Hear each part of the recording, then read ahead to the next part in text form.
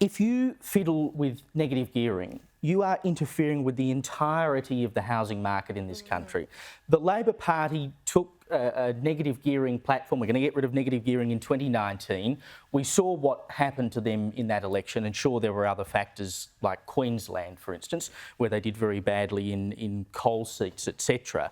But if you're going to say we're going to fiddle with negative gearing, where do they think the houses are going to come from that people are going to rent? I know it's great if you own an investment property. I've got a property in Adelaide. I'll admit it. I'm, using negative gearing to my advantage, but I'm renting that property out to someone who lives in it. What do they think is going to happen? People are going to just up and sell.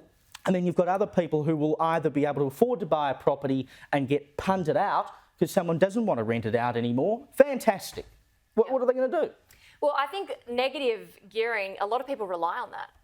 And I think it's such a huge thing. And so much of the problem with our country and how it's ran is it seems to hurt the people that it should be helping, and it seems to help the people who should be trying a little bit harder. Like people who own a house or who, invest their money into something like that get punished, and then I'm not saying that people who don't own a house aren't worthy of help or anything like that, but my point is we punish good and we reward bad. And it seems like these sorts of things are punishing something good that actually helps society, that helps people. And look, I think that it's a bad idea when you mess with things like that. Like you said, tax cuts aside, I think at the moment, whoever can convince the group of Australians that their life's going to be made easier is going to win the votes, because people are sick of these word things. People are sick of, we're going to do this, we're going to do this. People just want to know that they can have a roof over their heads, they can feed their kids, they can educate their children. People want tangible solutions. And I'm sort of sick of hearing these polling. I'm like, who's going to convince me that they're going to actually make my life easier and my family's life easier? Would Labor actually, I know we're getting this sort of wishy-washy language, which is exactly what we got with stage 3. Yeah. Would Labor, Joe, actually go down the road of canning negative gearing? I don't think so. I obviously cautioned, against removing or backflipping on stage 3, and they did that. So what would I know? And again, to be honest, I think that situation genuinely changed. A year ago, they had absolutely no intention of doing for it, and now they realise, of course, they had to do it. But it's still a broken promise. There's no question about that.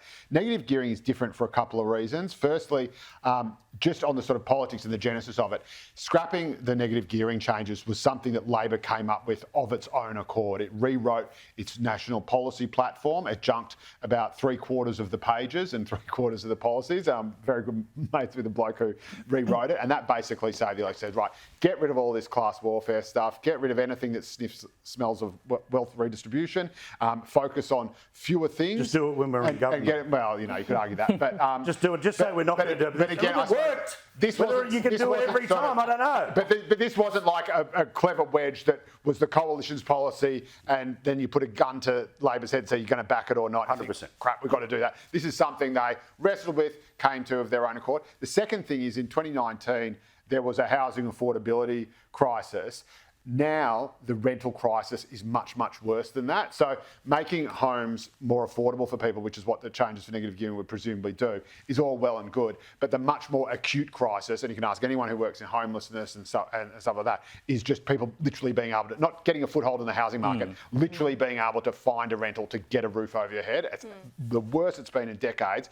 And like you say, negative gearing would change. Negative gearing actually encourages investment and rental properties, even though it hurts first-time homeowners. So the nature of the crisis and the vast majority of people who have an investment property, I know there are a handful of people out there who have shed loads of homes, and you can argue that they're hoarding them, etc. But the vast majority of good point. The vast majority of property investors are mum and dads who've got a very small portfolio. It might be 2 or 3 units that will essentially be their superannuation. Right? So they're the people that you ultimately hurt in the end.